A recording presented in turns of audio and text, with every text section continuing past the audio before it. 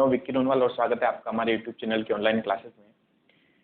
Element of cost हमारे chapter चल रहा था कॉस्टिंग के अंदर, जिसके अंदर हमने डिस्कस किया था कि किस तरीके से स्टेटमेंट ऑफ कॉस्ट की शीट तैयार की जाती है और किस तरीके से हम प्रिपेयर करते हैं स्टेटमेंट ऑफ कॉस्ट, जिसमें हमने लास्ट क्लासेस के अंदर आपका JNU की बुक का क्वेश्चन नंबर 1 हमने सोल्व किया था। आज अपन इसके नेक्स्ट क्वेश्चन पे आते हैं, क्वेश्चन नंबर 2। ठीक है, फटाफट रीड करें आप क्वेश्चन नंबर 2, डिस्कस करते हैं क्वेश्चन नंबर 2 को अपन। क्वेश्चन नंबर 2 क्या लिखा हो क्वेश्चन नंबर 2 में, एक निर्माणी संस्था के लागत अभिलेखों से निम्नलिखित विवरण प्राप्त हुए। The following particulars are extracted from the costing record of a manufacturing concern. हमें जो जो इन्फॉर्मेशन दे रखी है, रॉ मटेरियल कंज्यूम दिया हुआ है जो प्राइम कॉस्ट का पार्ट होता है, डायरेक्ट वेजेस दे रखी है प्राइम कॉस्ट का पार्ट होता है, डायरेक्ट एक्सपेंस दे रखे हैं प्राइम कॉस्ट का पार्ट होता है। अगर हम इन तीनों चीजों को ऐड कर लें तो हमारी प्राइम कॉस्ट आ जाएगी। ठीक है, फर्दर अब देखिए, कल हमने डिस्कस किया था कि हमारे जो ओवरहेड होते हैं, मेनली 3 तरीके के ओवरहेड हमारे पास में होंगे, factory overhead, selling and office overhead. कल तो हमने जो क्वेश्चन किया था उसमें डायरेक्टली आपको क्वेश्चन में गिवन ही था कि ये हमारे फैक्ट्री ओवरहेड है, ये हमारे ऑफिस ओवरहेड है और ये हमारा सेलिंग एंड डिस्ट्रीब्यूशन ओवरहेड है। यानी क्लियरली आपको टोटल फैक्ट्री ओवरहेड दे रखे थे। लेकिन एक्चुअल में जब हम क्वेश्चन को सोल्व करते हैं तो हमें पता ये रहना चाहिए कि कौन कौन से एक्सपेंस फैक्ट्रीज में आते हैं, कौन कौन से एक्सपेंस ऑफिस में आते हैं और कौन कौन से एक्सपेंस सेलिंग एंड डिस्ट्रीब्यूशन से रिलेटेड होते हैं। तो देखिए, आपको आगे से कभी भी ये नहीं देगा कि फैक्ट्री ओवरहेड ये है, हमें पता लगाना पड़ेगा। हमें एक्सपेंस देगा, जैसे डेप्रीशिएशन दे दिया, डेप्रीशिएशन ऑन प्लांट दे दिया, तो हमें पता लगाना पड़ेगा कि डेप्रीशिएशन ऑन प्लांट फैक्ट्री में आएगा कि ऑफिस में आएगा कि सेलिंग में आएगा, है ना। तो इसके लिए हमें ये भी पता होना चाहिए वो सारे एक्सपेंस जो फैक्ट्रीज के अंदर किए जाते हैं वो फैक्ट्री ओवरहेड होते हैं, वो एक्सपेंस जो ऑफिसेज के अंदर किए जाते हैं और हमारी एडमिनिस्ट्रेटिव एक्टिविटी से रिलेटेड होते हैं, वो सारे expense office and administrative expense होते हैं। और वो एक्सपेंस जो रिलेटेड टू सेल्स और डिस्ट्रीब्यूशन होते हैं वो सारे सेलिंग एंड डिस्ट्रीब्यूशन एक्सपेंस होते हैं। तो लगभग आपको पता चल जाएगा जब आप उस एक्सपेंस को पढ़ोगे कि एक्सपेंस एक्चुअल में हुआ कहाँ, फैक्ट्री में हुआ है या ऑफिस में हुआ है, या related to selling and distribution है।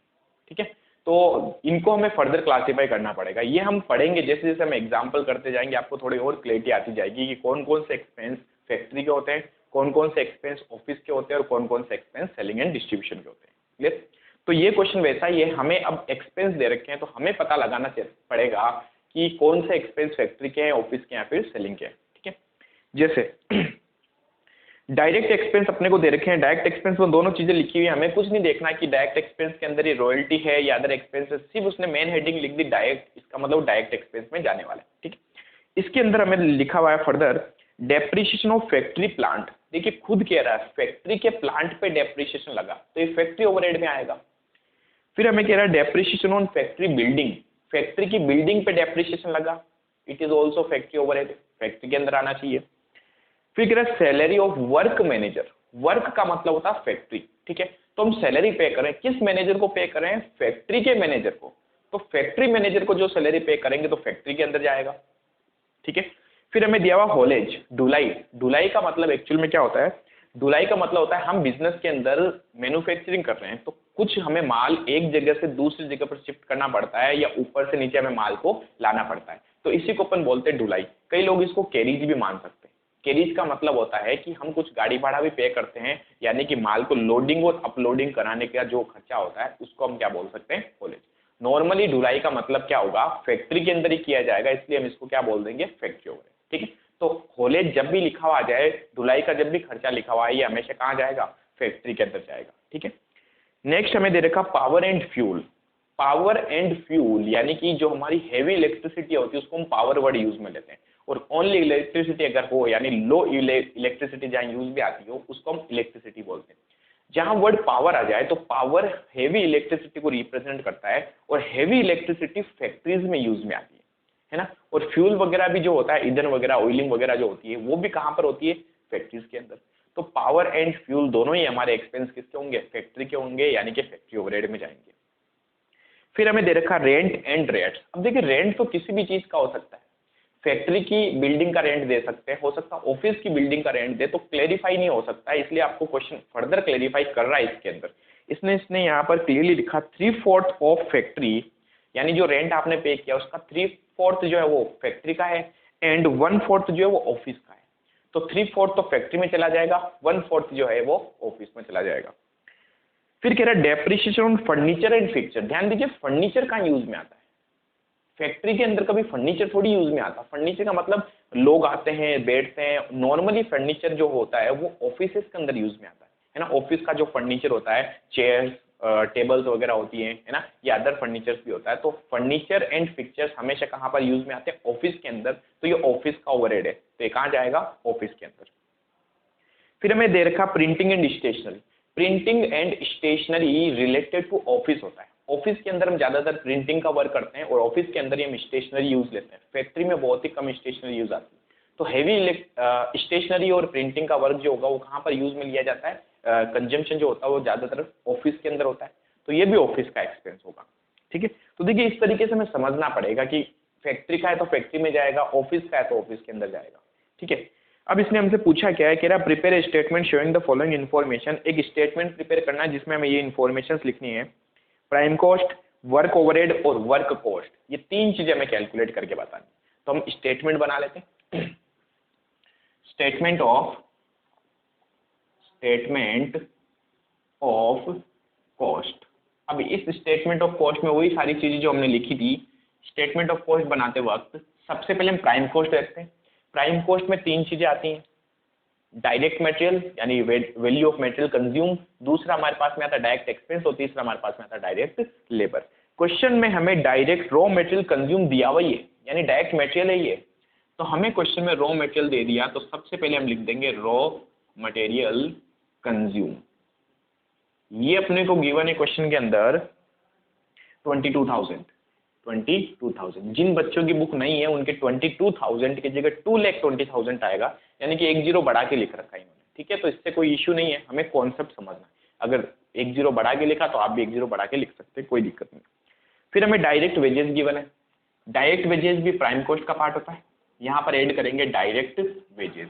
डायरेक्ट वेजेस अपने को गिवन है 40,000। और अगर मुझे डायरेक्ट एक्सपेंस दे रखे हो तो डायरेक्ट एक्सपेंस अगर हम यहाँ ऐड कर दें तो हमारे पास में जो आएगा वो हो जाएगा प्राइम कॉस्ट। डायरेक्ट एक्सपेंस में इसने हमें दो तरीके के एक्सपेंस दे रखे हैं। एक अपने को इसने दे रखा है रॉयल्टी। रॉयल्टी मतलब समझते हो कि किसी चीज की मैन्युफैक्चरिंग करने के ऊपर हम या तो बिजनेस जिसकी हमने जमीन ली है या जिसकी फैक्ट्री में हम यूज ले रहे हैं, तो जितनी मैन्युफैक्चरिंग करूंगा पर यूनिट के हिसाब से हम उसको कुछ पे करते हैं। ठीक है, ये सेम रेंट जैसा होता है। रेंट में और इसमें फर्क ये है, रेंट फिक्स होता है, हर महीने इतना रेंट लगेगा, लेकिन रॉयल्टी जो होती है वो डिपेंड करती है कि आप कितनी मैन्युफैक्चरिंग कर रहे हो। यानी कि मैन्युफैक्चरिंग पर यूनिट के बेस पे भी हम कभी कभी हमारे लैंडलॉर्ड को या हमारे जो बिल्डिंग है उसके मालिक को हम पेमेंट करते हैं, उसको हम बोलते हैं रॉयल्टी। ठीक है, रॉयल्टी हमेशा क्योंकि डायरेक्ट है, रॉयल्टी किसके पे ऊपर पे की जा रही, मैन्युफैक्चरिंग पे, और मैन्युफैक्चरिंग से रिलेटेड सारे एक्सपेंस कौन से होंगे हमारे पास में, डायरेक्ट। ठीक है, तो एक तो ये कह रहा हमने इसमें रॉयल्टी पे करी। ठीक है, और दूसरा ये कह रहा अदर चार्जेबल एक्सपेंस भी हमारे पास में लगे। अदर चार्जेबल एक्सपेंस, जहां पर वर्ड आ जाए ना चार्जेबल, इसका मतलब वो डायरेक्ट ही होगा। ठीक है, रॉयल्टी हमने पे की है 2,500 और चार्जेबल एक्सपेंस लगे हैं 1,500, टोटल मिला के डायरेक्ट एक्सपेंस हो गया 4,000 रुपीज का। ठीक है, तो ये आ गया हमारे पास में प्राइम कॉस्ट। प्राइम कॉस्ट में कितनी चीजें आती हैं, तीन चीजें आती हैं, direct material, direct labour and direct expense. तीनों चीजों के अगर हम टोटल कर ले तो हमारे पास में क्या आ जाएगा, हमारे पास में आ जाएगा प्राइम कॉस्ट। क्लियर है यहाँ तक? चलिए अब इनकी टोटल कर लें अपन, 22,000 प्लस 40,000 प्लस 4,000, टोटली हमारे पास में आ जाएगा 66,000 का प्राइम कॉस्ट। क्लियर? अब आगे रीड करते हैं। प्राइम कॉस्ट के बाद हम यहाँ पर ऐड करेंगे फैक्ट्री ओवरहेड। क्या ऐड करेंगे? Factory overhead. अब फैक्ट्री ओवरहेड में क्या क्या चीजें आती हैं एक बार वापस रीड कर लेते हैं। Depreciation on factory plant, factory के प्लांट पे डेप्रिसिएशन लग रहा है, फैक्ट्री ओवरहेड है, यही आएगा। डेप्रिसिएशन ऑन फैक्ट्री प्लांट जो लगा अपने पास में 2,000 रुपीज का। ठीक है, इनको अंदर ही लिखना है। अगेन हमें दे रखा है डेप्रिसिएशन ऑन फैक्ट्री बिल्डिंग, तो फैक्ट्री की बिल्डिंग के ऊपर हमने डेप्रिसिएशन लगाया। देखिए सब एक्सपेंस है, हमारे कॉस्ट आ रही है। डेप्रिसिएशन हमारी एसेट्स की वैल्यू को कम करता है, तो जो मैन्युफैक्चरिंग कर रहे हैं उसमें हमने डेप्रिसिएशन यूज में लिया तो हमारी लागत बढ़ गई, कॉस्ट बढ़ गई, है ना। तो हमें तो यहाँ पर कॉस्ट ही तो कैलकुलेट करनी है। तो फैक्ट्री बिल्डिंग के ऊपर हमारे पास में 1500 रुपीज का क्या लग गया, डेप्रिसिएशन। नेक्स्ट अपने को गिवन है salary of work manager. Work manager means factory का मैनेजर। फैक्ट्री मैनेजर को सैलरी दे रहे तो फैक्ट्री ओवरहेड में आएगा। सैलरी टू फैक्ट्री मैनेजर या वर्क मैनेजर भी बोल सकते हैं हम इसको, जो कि हमारे क्वेश्चन में भी लिखा हुआ है। ये है 4000 रुपीज। नेक्स्ट अपने को हॉलेज दिया हुआ, अभी समझा है। तो हॉलेज क्या होता है, हॉलेज जहां पर भी आए फैक्ट्री ओवरहेड का ही पार्ट होगा, तो फैक्ट्री में ऐड करेंगे अपन हॉलेज। हॉलेज हमारे पास में गिवन है 500 रुपीज, ठीक है। नेक्स्ट अपने को गिवन है power and fuel. Heavy electricity means power, जो कहाँ यूज आती है, फैक्ट्री के अंदर, तो ये फैक्ट्री का ही एक्सपेंस होगा। तो पावर एंड फ्यूल अपने को गिवन है क्वेश्चन में 3000 रुपीज, 3000 रुपए का। नेक्स्ट अपने को दिया हुआ है रेंट, और रेंट में इसने क्लेरिफाई कर दिया है कि रेंट एंड रेट्स जो है वो 3/4 तो फैक्ट्री का है एंड 1/4 ऑफिस का है। तो फैक्ट्री वाला यहाँ आ जाएगा, तो हम यहाँ लिखेंगे रेंट एंड रेट्स, कितना 3/4 यहाँ पर आएगा। अब हमारे पास में 3/4 टोटल हमें गिवन है 10,000। 10,000 का 3/4 यानी कि 7,500 क्या हो जाएगा, rent. Next depreciation on furniture and fixtures office में यूज आते हैं, तो वो एक्सपेंस ऑफिस का होगा, ऑफिस में जाएगा। और पता है इस क्वेश्चन में हमें ऑफिस का तो पूछा ही नहीं, हमें सिर्फ 3 चीजें पूछी इसने। प्राइम कॉस्ट क्या होगा, फैक्ट्री ओवरहेड टोटल क्या होंगे, और प्राइम कॉस्ट को फैक्ट्री ओवरहेड में जोड़ेंगे तो वर्क कॉस्ट क्या आएगा। बस इतनी चीजें पूछी है, इतनी चीजें यहाँ पर कैलकुलेट करेंगे। नेक्स्ट है प्रिंटिंग एंड स्टेशनरी का एक्सपेंस भी कहाँ पर होता है, ऑफिस के अंदर, तो ऑफिस में जाएगा, यहाँ पर नहीं आएगा। तो टोटल हमारे पास में फैक्ट्री ओवरहेड तो हो गई है। अब इनकी टोटल करके बाहर लिख देते हैं, 2000 plus 1500 plus 4000 plus 500 plus 3000 plus 7500, total 18,500 factory overhead आ गए। प्राइम कॉस्ट में फैक्ट्री ओवरहेड जोड़ देते हैं तो जो आता है उसी को बोलते हैं वर्क कॉस्ट, या इसे बोल सकते हैं हम फैक्ट्री कॉस्ट। दोनों सेम चीज होगी। बस इतनी चीजें हमें क्वेश्चन ने इसने पूछी है। तो 66 में ये ऐड कर दें तो 84,500 आ जाएगा हमारे पास में वर्क कॉस्ट, ठीक है। तो ये हो गया हमारे पास में क्वेश्चन नंबर 2, आपका जो न्यूमेरिकल क्वेश्चन है। इसको रीड करें, फिर एक नया पॉइंट पढ़ते हैं आज अपन। तो क्वेश्चन नंबर 2 सब निकल लिया होगा। अब एक टॉपिक करते हैं अपन। इन सब में देखिए अपन स्टेटमेंट ऑफ कॉस्ट जो बनाते हैं, हम कैलकुलेट करते हैं सबसे पहले तो कॉस्ट, यानी हमारी टोटल कॉस्ट क्या है। टोटल कॉस्ट में जितनी भी चीजें हम लिख रहे हैं ना, वो सारी की सारी हमारे बिजनेस को चलाने से या मैन्युफैक्चरिंग करने से रिलेटेड ही होनी चाहिए, है ना। यानी ये सारे जो हम खर्चे कर रहे हैं ना, इसका मेन पर्पज है हम गुड्स बनाएंगे, और गुड्स बनाने के लिए हमें सारे एक्सपेंस करने पड़ते हैं। कई बार फाइनेंशियल एक्सपेंस भी कई ऐसे होते हैं, या कई ऐसे एक्सपेंस होते हैं जिनका रिलेशन कॉस्ट से होता ही नहीं है। यानी कि अगर वो एक्सपेंस में नहीं करूं तो भी मैं मैन्युफैक्चरिंग कर सकता हूं, है ना। तो वो सारे एक्सपेंस या वो सारे लॉस जो बिना मैन्युफैक्चरिंग को अफेक्ट किए होते हैं, वो सारे एक्सपेंस या कॉस्ट को मैं कभी भी कॉस्ट में कंसीडर नहीं करता। मैं जब इनकी टोटल कॉस्ट निकालूंगा तो हम उन सभी खर्चों को, उन सभी एक्सपेंस को जो हमारी कॉस्ट को अफेक्ट नहीं करते, हम उनको अलग कर देते हैं, ठीक है। यानी हम उनको कभी भी यहाँ पर कंसीडर नहीं करेंगे। अगर कहीं क्वेश्चन में आ जाए, फॉर एग्जाम्पल मैं बात करता हूँ इनकम टैक्स, हम इनकम टैक्स पे करते हैं, तो इसका मैन्युफैक्चरिंग से कोई रिलेशन नहीं होता। हम पेंशन पीएफ के अंदर या ग्रेच्युटी के अंदर कुछ पैसा ट्रांसफर करते हैं पेंशन के लिए, जैसे हमारे एम्प्लॉयज यहाँ वर्क कर रहे हैं, वो जब रिटायर होंगे तो उनको हम पेंशन देंगे, है ना। या बिजनेस के ओनर अपनी पेंशन में कुछ पैसा अलग कर देते हैं। तो इन सब चीजों का कॉस्ट से कोई मतलब नहीं होता। क्या ये खर्चे में नहीं करूं तो भी क्या मेरी मैन्युफैक्चरिंग हो सकती है? यस, हम इजीली हमारी मैन्युफैक्चरिंग कर सकते हैं। तो वो सारे एक्सपेंस जिनका मैन्युफैक्चरिंग से कोई रिलेशन नहीं होता, उन सारे एक्सपेंस को हम कभी भी कॉस्ट में कंसीडर नहीं करते। उन चीज़ों को अपन, उन आइटम्स को कभी भी कॉस्ट में ध्यान में नहीं रखते। तो अब हमारे पास में सबसे पहले हमें पता होना चाहिए कि ऐसी कौन कौन से आइटम्स है जो कॉस्ट में कंसिडर नहीं किए जाएंगे, क्योंकि जब वो अगर क्वेश्चन में आ जाए तो हमें कहीं पर भी इसमें शामिल उनको नहीं करना। तो अब जो मैं टॉपिक करा रहा हूँ उसमें हम ये चीज़ पढ़ रहे हैं कि ऐसे कौन से आइटम्स हैं जो कभी भी स्टेटमेंट ऑफ कॉस्ट में या कॉस्ट को कंसिडर करते वक्त हम उसमें शामिल नहीं करेंगे।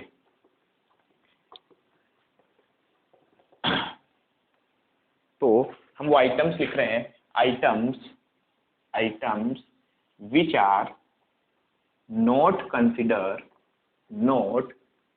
कंसिडर इन कॉस्ट और टोटल कॉस्ट, टोटल कॉस्ट भी बोल सकते हैं अपन इसको, टोटल कॉस्ट।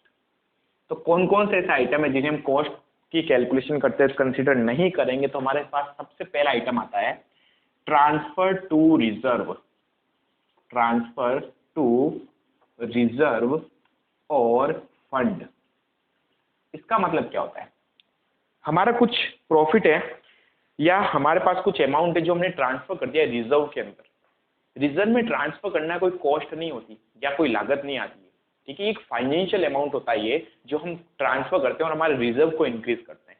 तो अगर मैं इसमें ट्रांसफर नहीं भी करूं तो भी मैं मैन्युफैक्चरिंग कर सकता हूं, है ना। तो इसका रिलेशन कभी भी हमारी मैन्युफैक्चरिंग से नहीं होता। जैसे हम अगर रिजर्व की बात करें, ट्रांसफर टू जनरल रिजर्व, या हम एक बेड डेप्थ रिजर्व भी बनाते हैं, याद है बेड डेप्थ रिजर्व जो हम पढ़ते हैं अकाउंटेंसी के अंदर, इसी को हम बोल सकते हैं PVDD, provision for bad and doubtful डेप्ट, है ना। तो किसी भी तरीके का रिजर्व या प्रोविजन अगर आप मेंटेन करते हो तो ये भी कभी भी हम कॉस्टिंग में शामिल नहीं करते। अगर कहीं लिखा हुआ आ जाए बेड डेप्थ रिजर्व तो कभी भी कॉस्ट में शामिल नहीं होगा, लेकिन बेड डेप्थ आ जाए तो बेड डेप्थ हो गया तो लॉस है, लॉस है तो इसको कंसिडर करना पड़ेगा, सेलिंग एक्टिविटी में आएगा, लेकिन रिजर्व सेलिंग एक्टिविटी में नहीं आते, ठीक है। रिजर्व किसी भी एक्टिविटी में हमारे पास में यहाँ पर नहीं आएगा। तो सबसे पहला हमारा ऐसा कौन सा आइटम है जो कॉस्ट में शामिल नहीं किया जाएगा, which is not considered in the cost, वो है हमारे पास में ट्रांसफर टू रिजर्व या फिर फंड, ठीक है। दूसरा हमारे पास में आइटम आएगी डोनेशन। हम किसी बाहर की पार्टीज को कोई डोनेशन दे दें, क्या दे दें? डोनेशन। अब बताइए दान में दूंगा तो क्या मेरी, मैं नहीं दूं अगर दान या डोनेशन नहीं करूं तो क्या मेरी मैन्युफैक्चरिंग एक्टिविटी रुक जाएगी क्या? नो। तो इस डोनेशन का, इस दान का हमारे मैन्युफैक्चरिंग से कोई रिलेशन नहीं होता, हमारी कॉस्ट से कोई रिलेशन नहीं होता है। तो कभी भी अगर वर्ड आ जाए डोनेशन, ठीक है, तो इसे हम कभी भी यहाँ पर शामिल कॉस्टिंग में नहीं करेंगे। डोनेशन के साथ में ही एक वर्ड और लिखूंगा मैं, फ्री सैंपल। फ्री सैंपल यानी कि हम लोगों को हमारे प्रोडक्ट के ज़्यादा सेल करने के लिए फ्री में कुछ प्रोडक्ट देते हैं, ठीक है। तो इसका भी हमारी कॉस्ट से कोई रिलेशन नहीं होगा। क्या अगर मैं फ्री में सैंपल नहीं दूं तो मेरी लागत कम या ज़्यादा हो जाएगी क्या? नो, इससे कोई फर्क नहीं पड़ेगा। मैन्युफैक्चरिंग की जो कॉस्ट आएगी वो तो इतनी रहेगी जितनी फ्री सैंपल दोगे तो होगी या नहीं दोगे तो होगी, ठीक है। नेक्स्ट हमारे पास में पॉइंट आता है डिविडेंड। समझते हैं आई थिंक आप डिविडेंड क्या होता है? लाभांश। एक कंपनी जब शेयर इशू करती है या कंपनी जब पैसा लेती है, किससे? शेयर होल्डर्स के थ्रू, पब्लिक से पैसा लेती है, उनसे शेयर्स के थ्रू पैसा लेगी तो उनको इसके बदले हर साल कुछ ना कुछ प्रॉफिट में एक शेयर दिया जाता है ना। तो पैसा लेने के बदले में मैं जो कुछ देता हूँ, हमारे प्रॉफिट का एक शेयर, लाभ का एक अंश, जिसे हम हिंदी में कह सकते हैं लाभांश।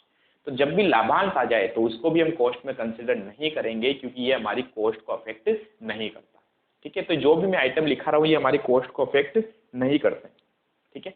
तो एक तो ट्रांसफर टू रिजर्व हो गया, दूसरा हमारे पास डोनेशन आ गया, थर्ड हमारे पास में आ गया डिविडेंड, फोर्थ पॉइंट है हमारे पास में अंडरराइटिंग कमीशन।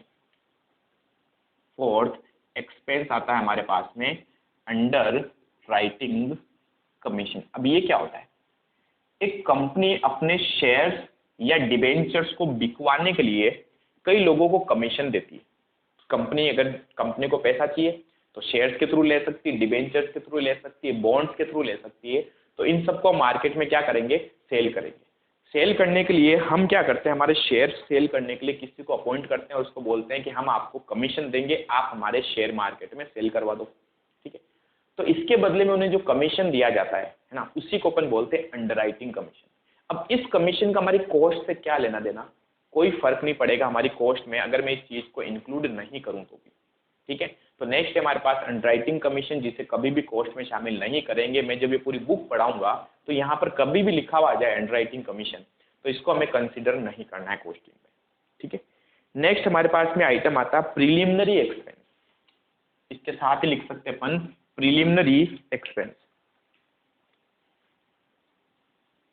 प्रीलिमिनरी एक्सपेंस ये वो एक्सपेंस होते हैं जब कंपनी बनने के प्रोसेस में होती है। जब कंपनी नई नई बनती है, स्टार्टअप के प्रोसेस में होती है, तो उस प्रोसेस के अंदर कंपनी को बनाने के लिए जो भी एक्सपेंस किए जाते हैं। अभी तक ध्यान दीजिए, कंपनी बनी नहीं, कंपनी को बनने से पहले जो एक्सपेंस किए जाते हैं, जैसे हमें एडवोकेट हायर करना पड़ता है, उस एडवोकेट की फीस पे करनी पड़ती है, कुछ डॉक्यूमेंट्स प्रिपेयर करने पड़ते हैं, फिर इसका रजिस्ट्रेशन करवाना पड़ता है, तो ये सारे एक्सपेंस प्रिलिमिनरी एक्सपेंस होते हैं।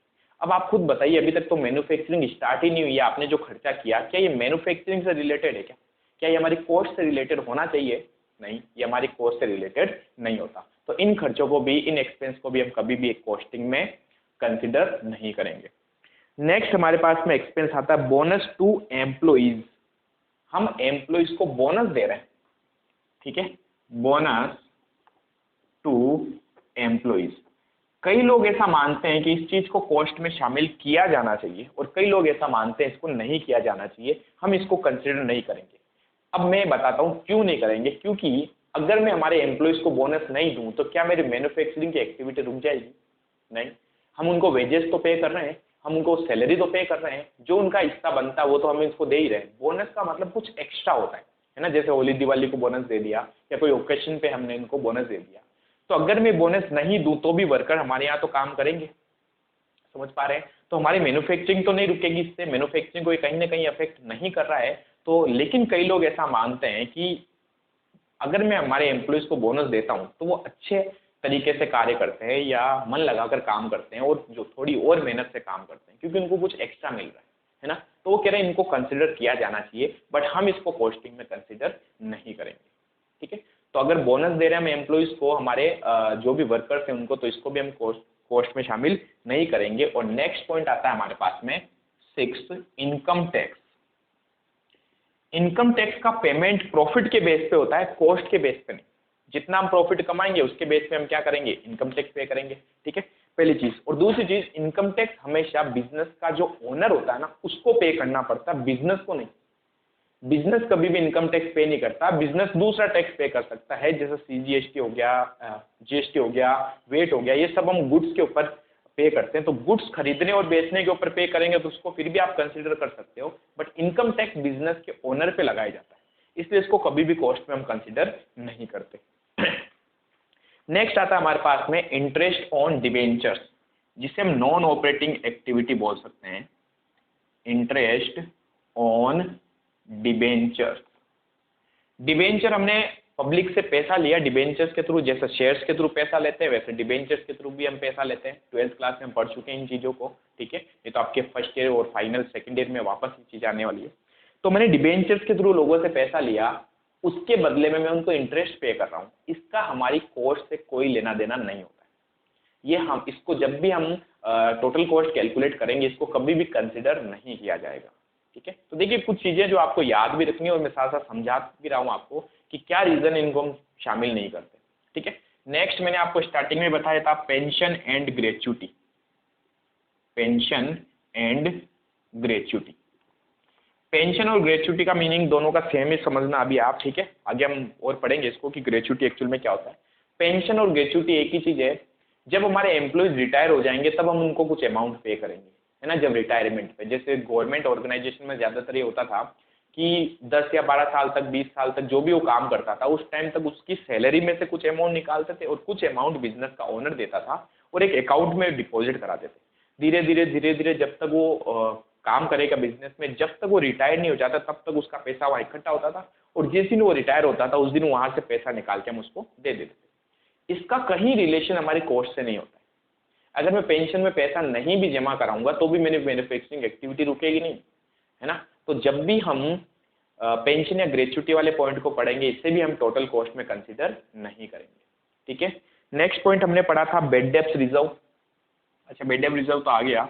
नेक्स्ट हमारे पास में profit and loss on sale of fixed assets या फिर इन्वेस्टमेंट। हमने कहीं पैसा लगा दिया, हमारे पास फ्री पैसा पड़ा था जिसे हम कहीं और लगा देते तो उसको हम बोलते हैं इन्वेस्टमेंट।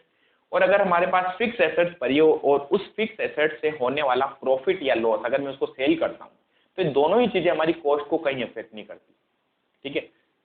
मैं एसेट्स को बेचूंगा तो मुझे चाहे प्रॉफिट हो या लॉस हो, ये प्योरली फाइनेंशियल एक्टिविटी होती है, वित्तीय प्रतिक्रिया है, इसमें कहीं पर भी लागत को सम्मिलित नहीं किया जाता, ठीक है। नेक्स्ट पॉइंट है हमारे पास में interest on bank deposit. Interest on bank deposit, हमने बैंक में पैसा डिपॉजिट करा रखा है जिसके ऊपर मुझे इंटरेस्ट मिलता है, तो ये मेनली इनकम है क्या, इनकम जरूर है लेकिन हम इसको कंसिडर नहीं करेंगे। क्यों? क्योंकि हमारी कॉस्ट को कहीं अफेक्ट नहीं करता। ठीक है, नेक्स्ट हमारे पास पॉइंट है share transfer fees. Share transfer fees, हमने शेयर इशू कर रखे हैं, तो अगर कोई शेयर होल्डर अपने शेयर को ट्रांसफर करता है तो उसके बदले में हम उसे फीस चार्ज करते हैं कुछ। इस फीस का भी हमारी कॉस्ट से कोई रिलेशन नहीं होता है, ये हमारी कॉस्ट को कहीं अफेक्ट नहीं करता है। ये सारी एक्टिविटी जो हम पढ़ रहे हैं ना, ये सब प्योरली फाइनेंशियल एक्टिविटी है ना, वित्तीय प्रतिक्रियाओं से होने वाले लाभ या हानि होते हैं जिसे कॉस्ट में कंसिडर नहीं किया जाता। ठीक है, और लास्ट में हमारे पास में इंटरेस्ट ऑन डिविडेंड एंड, वैसे इस चीज को आप यहाँ पर भी कवर कर सकते हो, profit and loss on investment. Investment पे होने वाला किसी भी तरीके का प्रॉफिट या लॉस हम कभी भी कॉस्टिंग में कंसिडर नहीं करेंगे, तो हमें आगे पढ़ने की जरूरत नहीं पड़ेगी। टोटली मैंने आपको यहाँ पर 10-11 आइटम लिखवाए, इन सारे आइटम्स को समझ लो और साथ में इनको याद भी कर लो। कहीं पर भी कॉस्टिंग के अंदर इन सारी चीज़ों को हम कंसिडर नहीं करने वाले। अगर कहीं लिखा हुआ आ जाए इन चीज़ों को एक्सपेंस के रूप में या इनकम के रूप में, तो उसको इग्नोर करना है। ठीक है, कॉस्टिंग में कभी भी उनको शामिल नहीं करेंगे, यानी स्टेटमेंट ऑफ कॉस्ट बनाते वक्त ये सारी चीज़ें हमारे पास में नहीं लिखी जानी चाहिए। ठीक है, तो आई होप आप यहाँ तक समझ गए होंगे। फटाफट इसको उतार लीजिए।